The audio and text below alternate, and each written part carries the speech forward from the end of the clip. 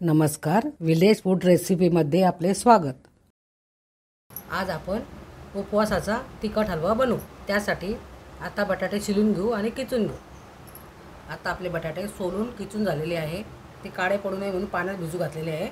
आता आपण त्यांना चांगले पिळून घेऊ। असं पिळून घेऊ। आता बटाट्याचा किस पिळून झालेला आहे। आता आपण त्याला फोडणी देऊ। हा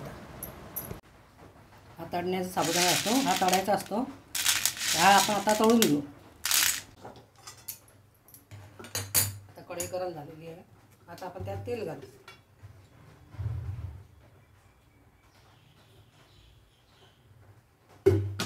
तेल चांगलं गरम होऊ देऊ।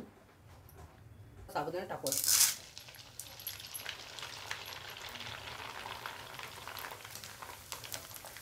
थोडा थोडा करून टाकायचा।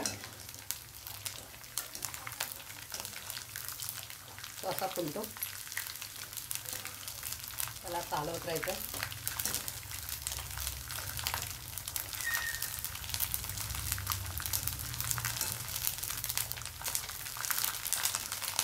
आता आपण त्याला काढून घेऊ। आता तळलं झालेलं आहे, त्याला काढून। हे शेंगदाणे घेतलेले आहे। आता आपण हे शेंगदाणे सुद्धा तळून घेऊ।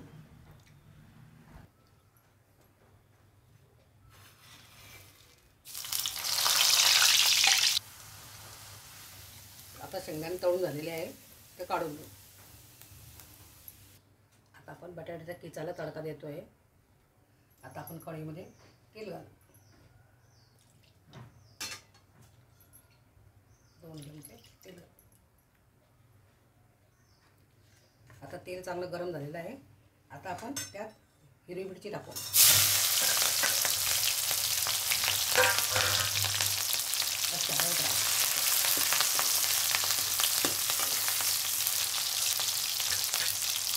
त्यात थोडं काजू टाकू।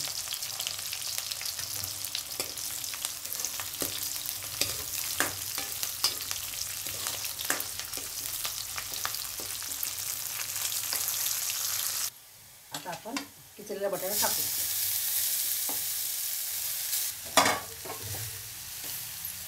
त्यावर आपण हे तळून घेतलेले साबुदाणा तो सुद्धा घालू आणि तळलेले शेंगदाणे सुद्धा घालू।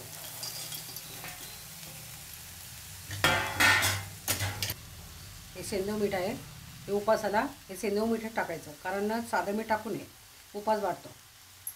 मी टाकते।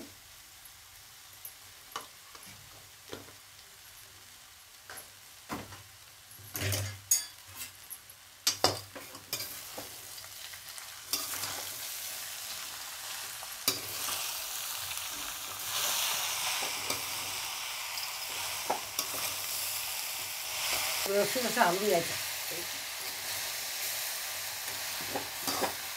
बारीक गॅस करून 2 मिनिटांसाठी झाकण ठेवू। आता 2 मिनिटं झालेले आहे। आता याला परत आपण हलवून घेऊ। परत 2 मिनिटं झाकून ठेवू। बटाटा कच्चा आहे अजून, झाकून ठेवू। आता 2 मिनिटं झालेले आहे। आता याला परत आपण हलवून घेऊ। आता बटाटा शिजून झालेला आहे। आता गॅस बंद करू। आता आपण झाकण ठेवू। उपासाचा तिखट हलवा तयार झालेला आहे, तो आपण आता वाढू। विलेज फूड रेसिपीला सबस्क्राईब, लाईक आणि शेअर करा।